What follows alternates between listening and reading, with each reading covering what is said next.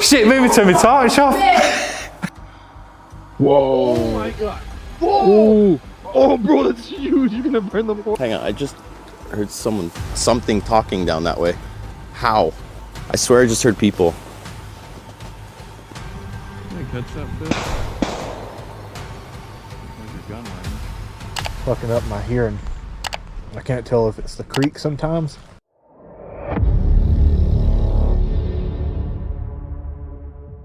The wilderness can hide dangers that never reveal themselves until it's too late. One explorer was chased through the forest by masked strangers with a machete, while another spent the entire night listening to heavy footsteps circling his shelter. If you found yourself completely alone out there, would you stay or run? Mo Sargi built his YouTube channel around danger curiosity and venturing straight into the unknown. Much of his content takes viewers inside abandoned buildings and restricted locations where genuine danger can exist. Although many of his explorations centered on strange or unexplained events, one encounter became far more dangerous than anything paranormal.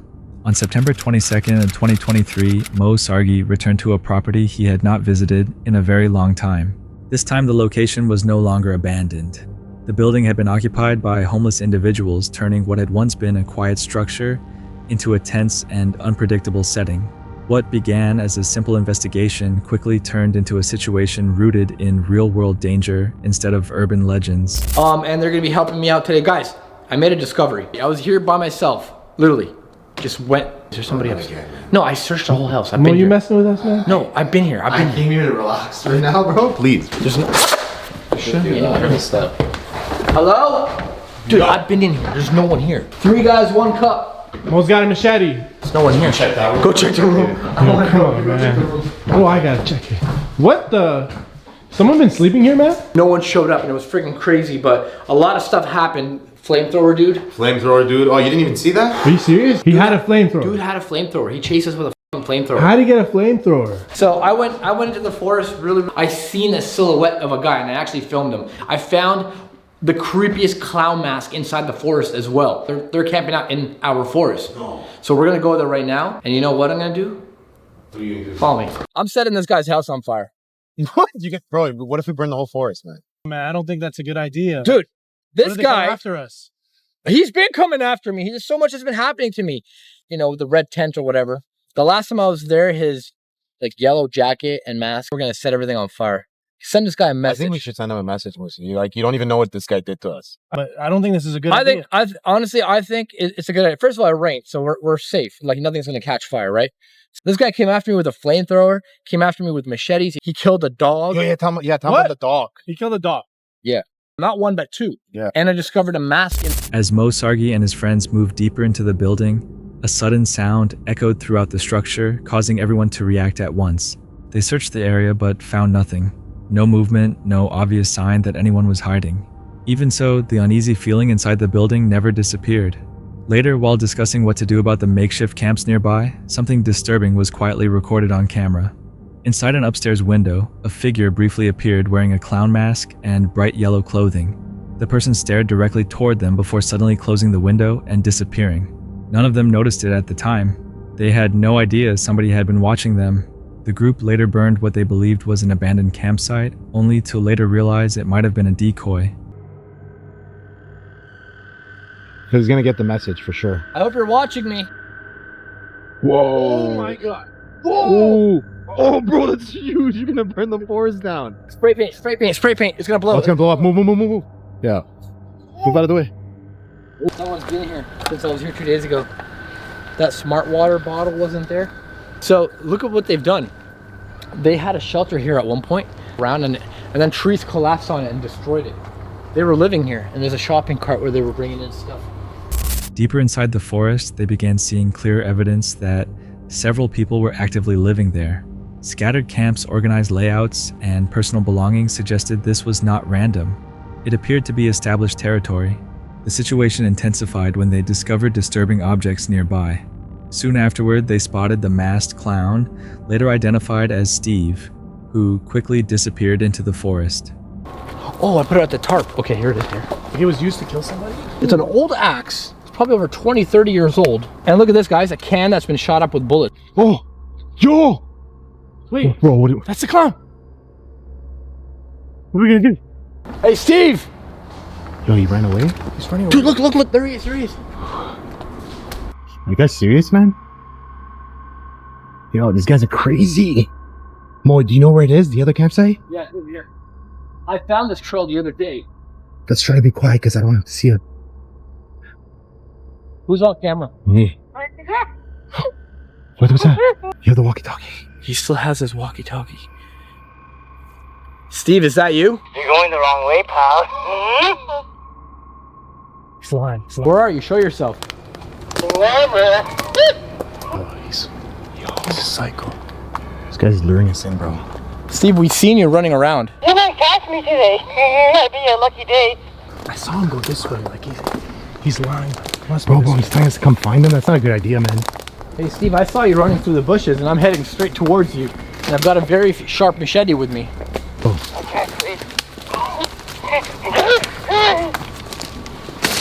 Bro, tell me other time, man. So he doesn't mess around. He said behind me. Behind you? I don't see him anywhere. This is the other campsite that I was telling you guys about. What if we split up? What? What if we split up? He was close enough to intercept their radio signal, watching them while remaining completely out of sight. The situation began feeling less like a pursuit and more like a trap. Eventually, they came across a far more organized campsite. Multiple teepees were arranged around chairs, a fire pit, and one large central tent. It was obvious the group living there had been there for a long time. Rather than leaving the area, Mo Sargi and his friends made a risky decision. They split up to search more ground while remaining connected through radio. That decision caused everything to unravel. Now, to me, it looks like there's a trail that goes down that way. Let's go follow it briefly and then get the hell out of here. There's a dry riverbed here. Yeah, so we haven't been here yet because I haven't seen this. I do believe that there is another campsite here somewhere. What is that box looking thing over there? See that? There, yeah. Oh, look, there's something here. I had a feeling there was going to be something here, boys. They've been Why, here too. why would this be out here? Look at this tree, guys. What a tree. Whoa, and it's completely dead. I'm like, yo! What's that? Mo! The guy's here! I saw the clown, he's on that side, man. Serious? Yo, get the heck out of here, come this way. I don't know. Mo! Where's he? I don't know, he was right behind me. Guys! Where are you?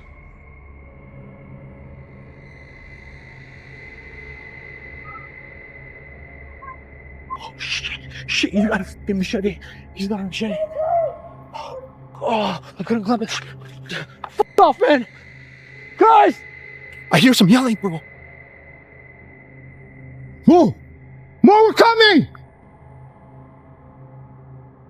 Hide up in the tree.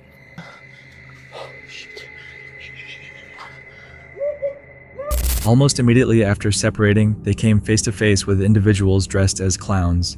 Mo Sargi suddenly found himself running through the forest, while someone carrying a machete chased him as other figures appeared to surround his friends.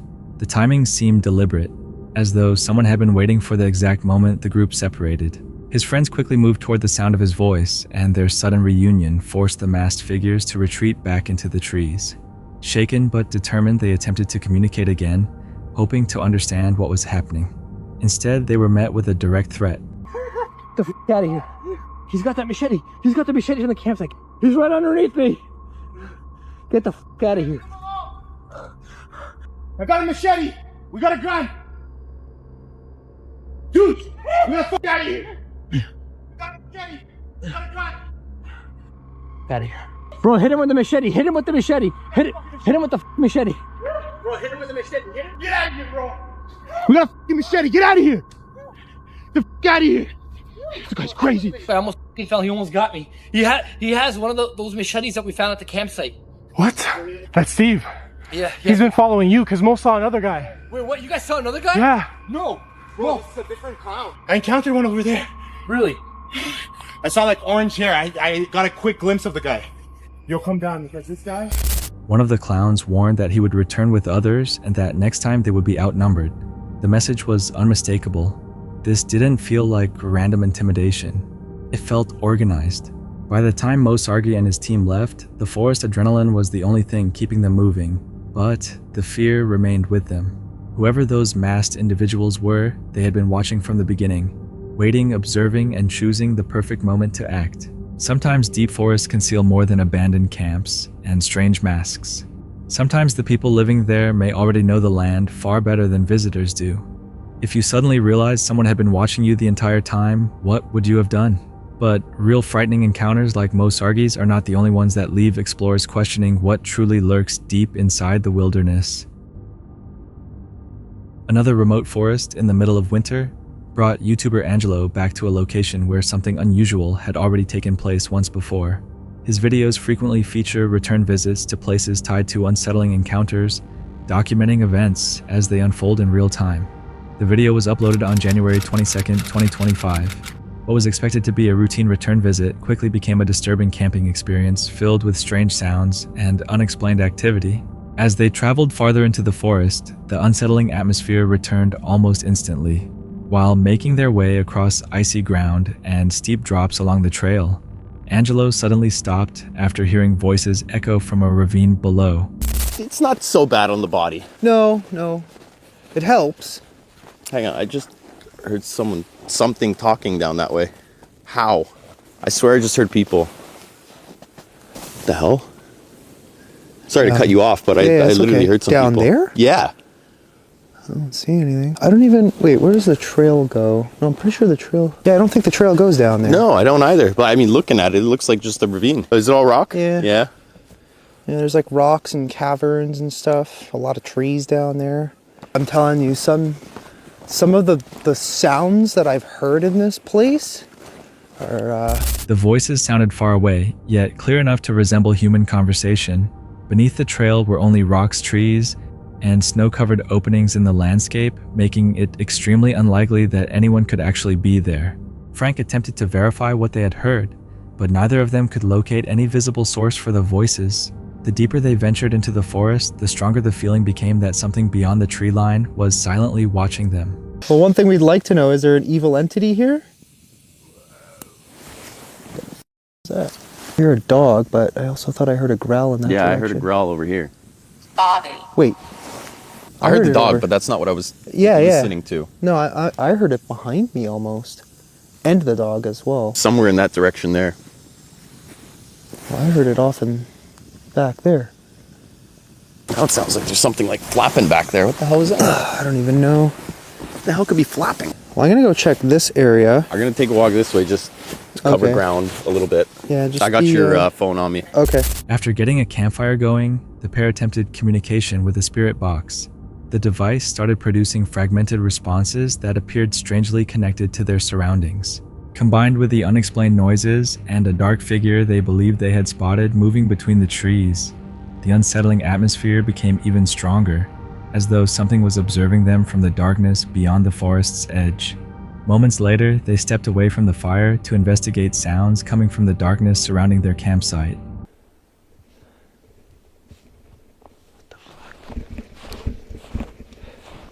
I could have sworn I saw something by like that grouping of trees. Oh, the fuck was that? Oh, what the hell was that? What the fuck? Dude, that was like literally... Shit. Something literally just snarled at me. As if it was right next to me. What the hell? Back to the campsite. While checking along the edge of the tree line, Angelo reported hearing something moving nearby. Seconds later, a loud snarl suddenly erupted from the darkness, sounding as though it had come from only a few feet away. Startled and clearly shaken, Angelo quickly backed toward the campfire, convinced that whatever produced the sound had been extremely close. Still unwilling to leave without discovering what was happening, he and Frank continued farther into the forest, unaware that the strange activity was about to become even more intense.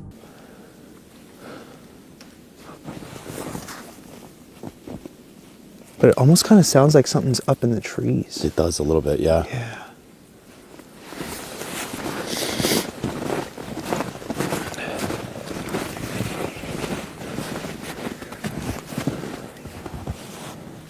What the hell is that tapping? I don't know.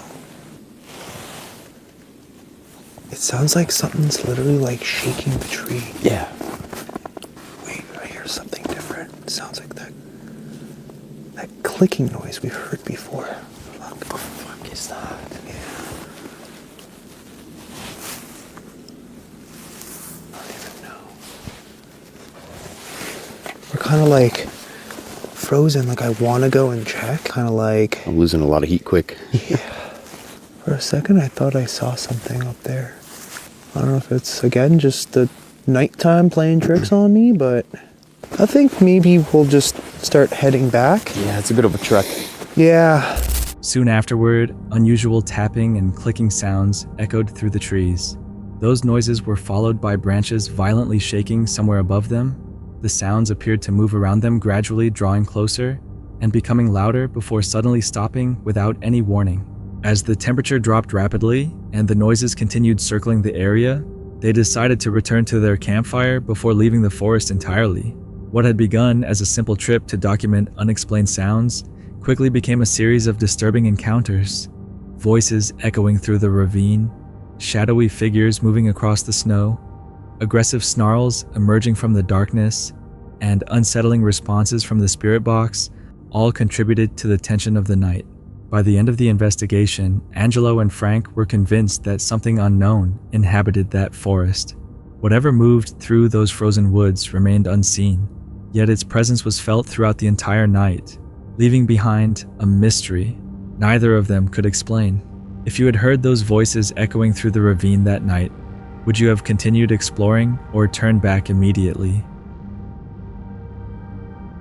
The YouTube channel 401 Files is operated by Ben, a creator, recognized for outdoor adventures, survival challenges, and solo camping trips that occasionally drift into unexplained territory. From remote moorlands to dense forests, his videos often capture moments that seem slightly beyond ordinary explanation. On January 22, 2023, Ben headed out alone for another solo camping trip, this time deep within the isolated wilderness of North Yorkshire. The area was so remote that once darkness arrived, the silence felt almost unnatural. After reaching the woodland, he continued hiking deeper between the trees with his gear on his back, unaware that the stillness surrounding him would soon change into something far more unsettling. It's going to be an overnight, solo, stealthy wild camp here on the North Yorkshire moors. It's just really peaceful at the minute. One of the beautiful things that I love about coming to the North Yorkshire moors and camping out here is that, unlike many other places in the UK, you can almost guarantee that you won't see anyone. It's a nice thing. I mean, you're never too far away, don't get me wrong, you're never too far away from a road or that really makes me feel like I've gone back to being self-sufficient, living off the land, caveman type stuff. These winter months though, these nights where it becomes dark quite early are really annoying, especially for filming. I mean, the light is terrible. But roll on summer, I say. Roll on summer. Eventually, he found a spot that seemed peaceful and untouched. As the sun disappeared behind the tree line, he set up his bivy bag and prepared for what he expected would be a quiet night beneath the stars. But the calm atmosphere did not last. Right, I'm in the bivvy, finally. That was an absolute nightmare, trying to set that up.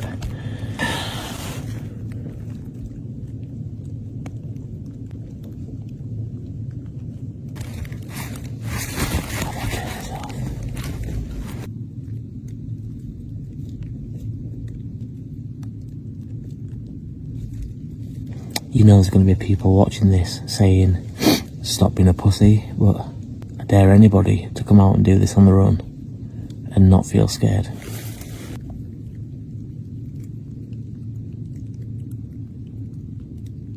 Bivy bags are so claustrophobic as it is, so that's already got my anxiety going. It's not a good combination. Why is that tapping?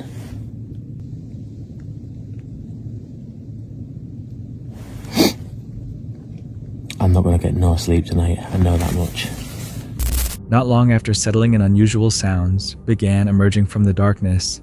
Sharp metallic clanging echoed faintly through the trees, followed by a deep and unsettling rumble. Then came the sound of rustling nearby, just beyond the thin fabric of his shelter. At first he tried to dismiss it as wildlife, but the noises refused to fade. Instead, they became louder, slower, and more deliberate. The silence between every sound felt suffocating, closing in from every direction. Whatever was outside was not simply passing through the area.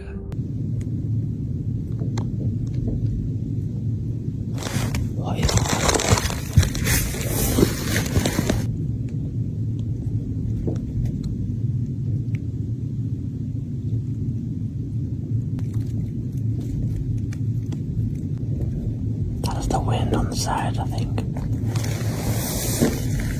You know, I'm not gonna lie, I'm not gonna sit here and say this is what I love about camping or this is my best time of night, because it's really not. You can't lie here in the middle of nowhere knowing what I know about this place and enjoy yourself. There's like a level of anxiety where you're just waiting for something. You're living like minute by minute. Then the footsteps started heavy and deliberate, circling his bivvy in slow loops. The movement did not seem random. It did not sound like an animal moving through the undergrowth. It felt calculated and intentional.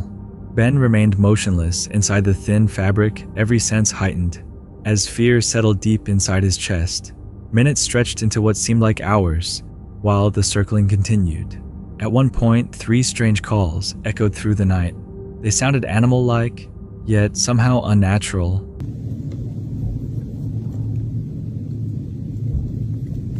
I've had a few people over the years saying that they want to get out to these places. Do I know of any locations? This would not be it. Do not go on your own, solo wild camping like this, in a place like this. And like I've just said, I don't know why I'm doing this, which is a feeling I always get in these moments. Like, why? What the hell am I doing? But right here, right now, I wish I was at home. And you know, I am logical in the way that I think.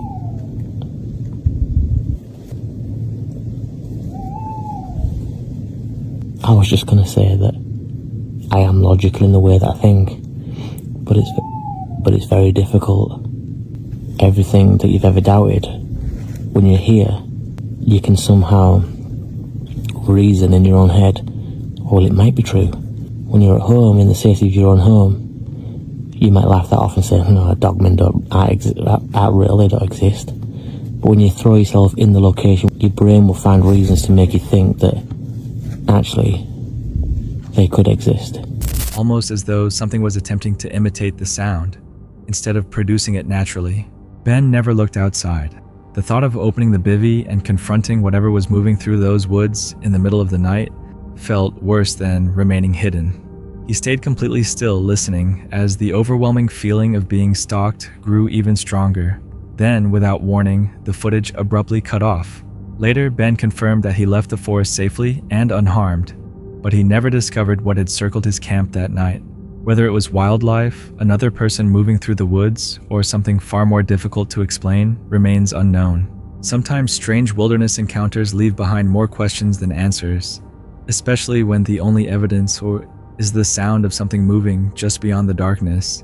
If you were alone inside that bivvy and heard those footsteps circling throughout the night, would you have stayed inside or tried to find out what was waiting beyond the darkness? On April 11th, 2026, Luke Croissant of the YouTube channel Dead Appalachia investigated his family's isolated property on Rome Mountain, Tennessee. Situated near the Appalachian Trail, the farm borders dense woodland, where Luke hoped to search for possible evidence of unusual creatures coming near the livestock. The property also contains 4 old graves, some dating to the Prohibition era. It's very isolated, located in Rome Mountain, Tennessee, a very rural region with lots of mountains and deep old-growth forests.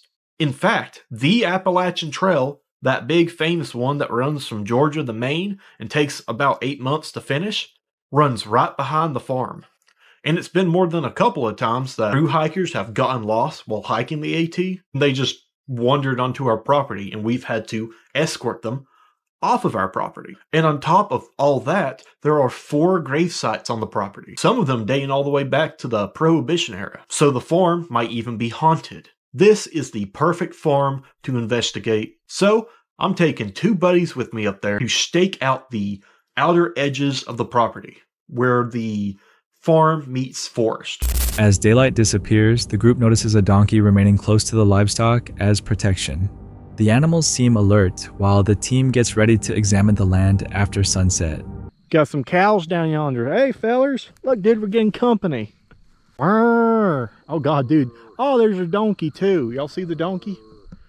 You know, there's a donkey with them. I think that's their livestock guardian donkey. Donkeys are often used in these Appalachian farms as livestock guardians. They'll follow the cows and the chickens, and if anything like a coyote comes to attack them, the donkey will literally grab the coyote by the neck, by the nape, and like fucking swing him around. With thermal cameras and night vision equipment, Luke and his friends start inspecting the farm's boundary. They follow the forest line, scanning the darkness for anything out of place. We're gonna patrol the perimeter of the farm with night vision. I have my thermal camera. We're gonna see if we can catch anything crazy out here. Let's get to it. The trees are looking spooky, dude. What do you think? Is that one a leshy? Eric, go touch it again. Okay. This is just a normal tree. Okay.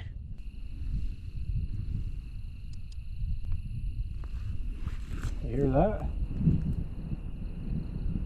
Alright, yeah, I don't... Oh my God, dude. I don't see a lick of anything out here. Let's keep going. Mine's doing nothing. How's mine? Is mine? Before long, a group of coyotes begins calling from far away.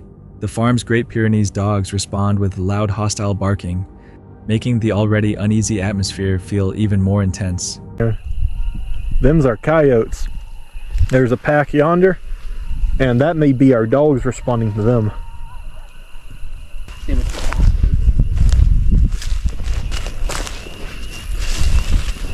And they're still barking. I keep thinking I see eye shine, but it's probably just those houses out yonder. Oh, there's barbed wire. There is. Barbed wire. You almost got it like wrapped around your leg. Got a tar. It's a bald tar right there. And a pile of shit. Tar. Later, Luke walks alone toward an old grave beneath a cedar tree.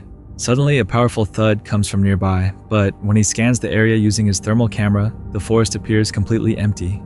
Fucking up my hearing. I can't tell if it's the creek sometimes or something rustling around in the forest.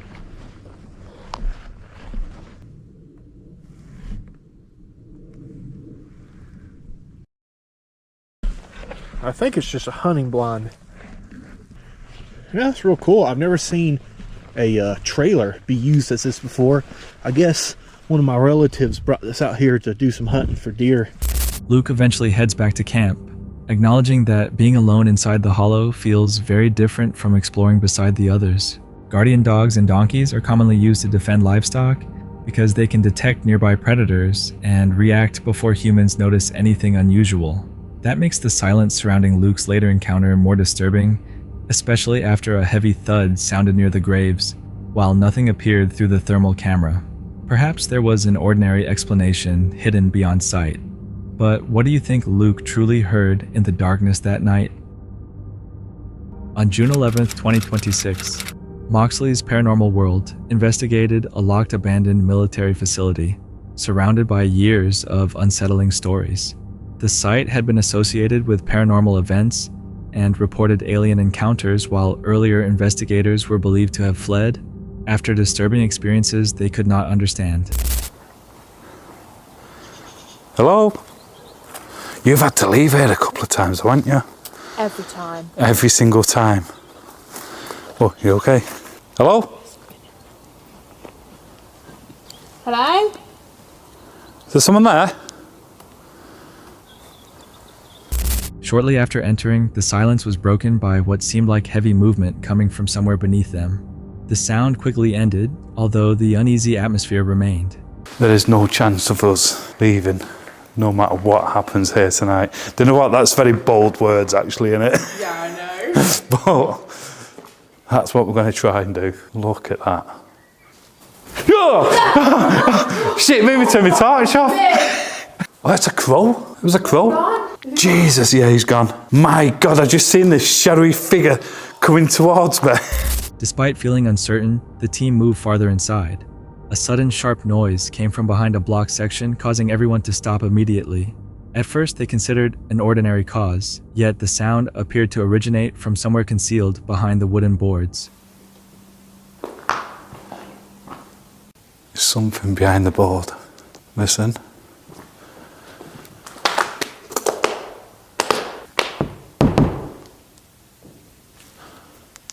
Could have just been a vibration. As they continued forward, the sensation of being observed grew stronger.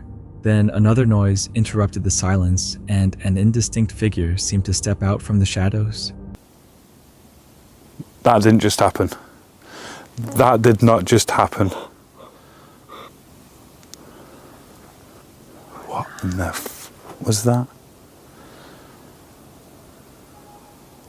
Moments afterward, a powerful scream traveled through the darkness, increasing their fear that someone or something else might be nearby. Before departing, the team made it clear that nothing present was allowed to follow or disturb them. A reply then came through the spirit box, followed by another message, resembling something heard during an earlier encounter. I'm going to say something before we go. We have not walked into a trap here tonight.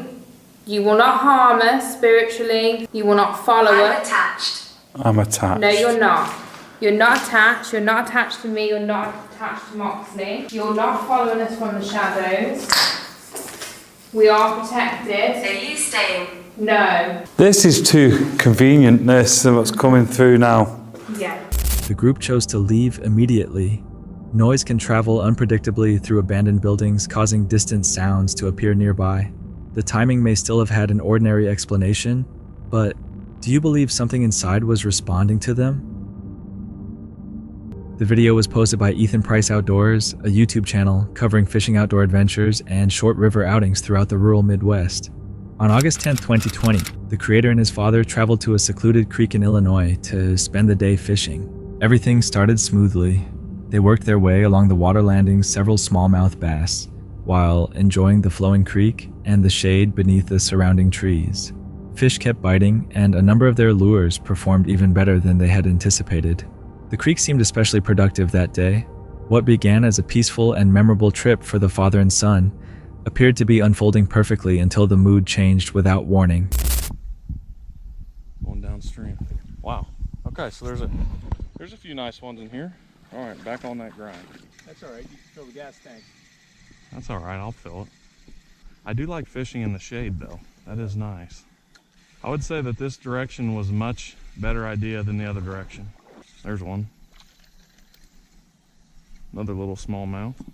I probably would have skipped over this spot if you wouldn't have stopped here. Yeah, that's the plan. Maybe do that in April. There's another little smallie. There's a good one. Oh, that is a good fish. That is a nice bass. Nice smallie.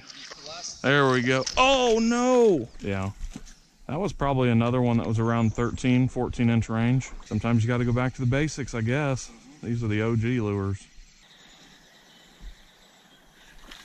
That is a ginormous creek chub. There were 3 of them going for it, but I thought it was a smallie. You know it's a big creek chub when you can lip the thing. Holy smokers. There he goes.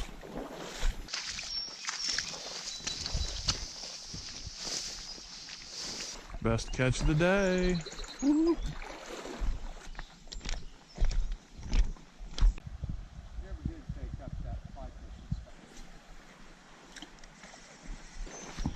A man suddenly arrived on an ATV and accused them of entering private property. His appearance immediately brought the calm atmosphere to an end. Oh, you did not. You went under me. You're good. You gonna catch that fish? Where's your gun range? That scared the crap out of me.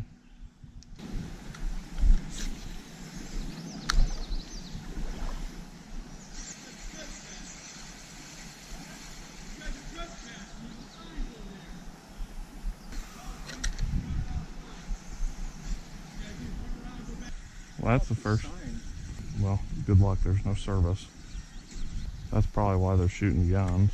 I mean, what are you gonna do? Shoot us? Those gunshots, I'm assuming, were the grumpy guy that came down here and told us to beat it. So, and he's calling the police.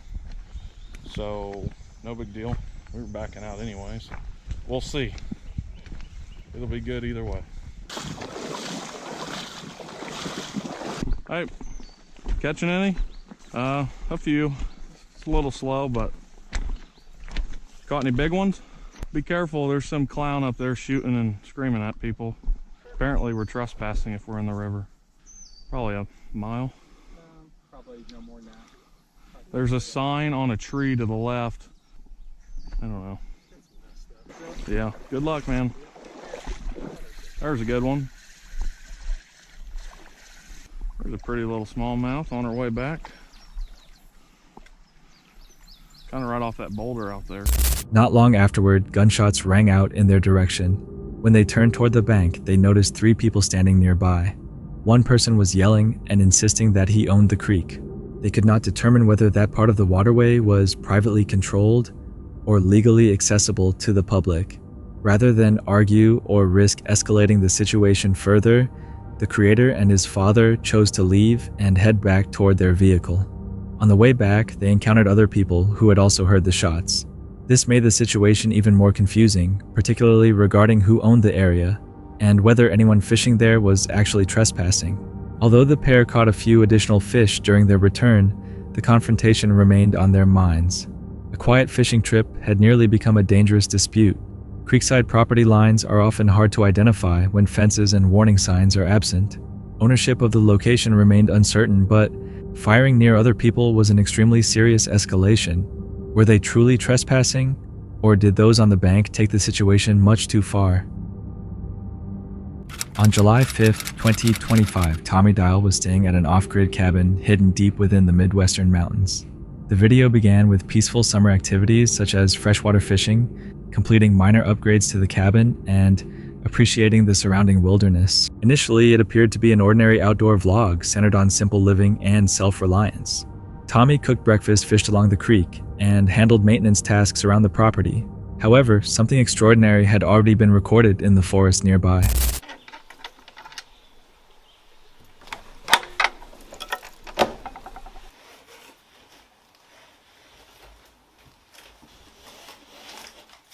After making our way down the mountain, the first thing on our agenda was to get this cabin cooled off because that summer heat was in full effect.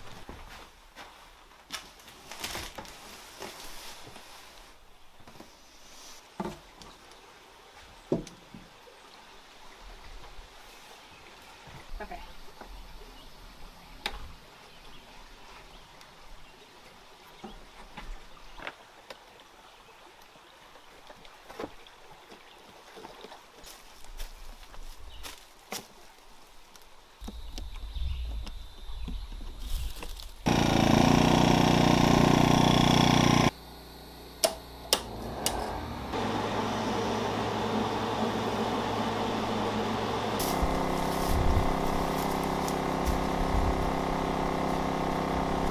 As part of his routine, Tommy reviewed footage captured by his trail cameras.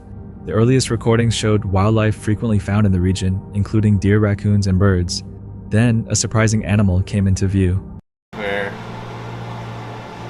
Oh my goodness. Look at him. If dangerous, why so fluffy? Oh my gosh. Wow. Oh, here's the bear. Is that a deer with it? Oh my gosh. Wait.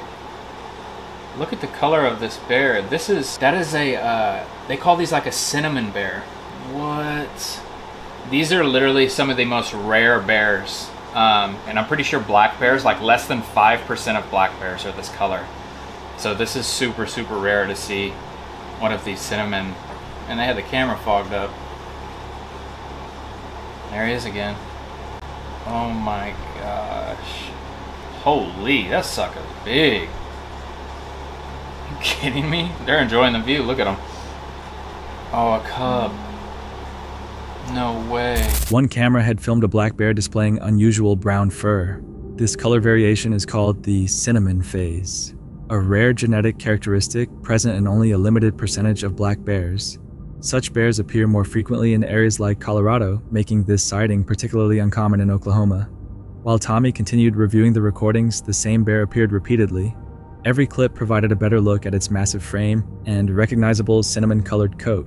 The finding quickly became even more remarkable. Tommy discovered that several bears had passed through the area, including 3 shown together in a single recording. Across the complete collection of clips, at least 5 individual bears were visible, including one young cub.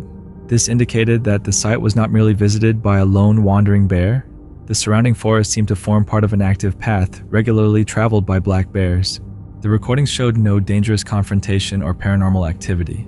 Instead, they provided a rare natural glimpse of wildlife that normally stays concealed from humans. Do you believe Tommy's cameras recorded one bear family or multiple unrelated bears traveling along the same forest trail? That's it for tonight. Which moment creep? Drop it in the comments. Have your own story, share it with us, and stay tuned. The next one is even darker.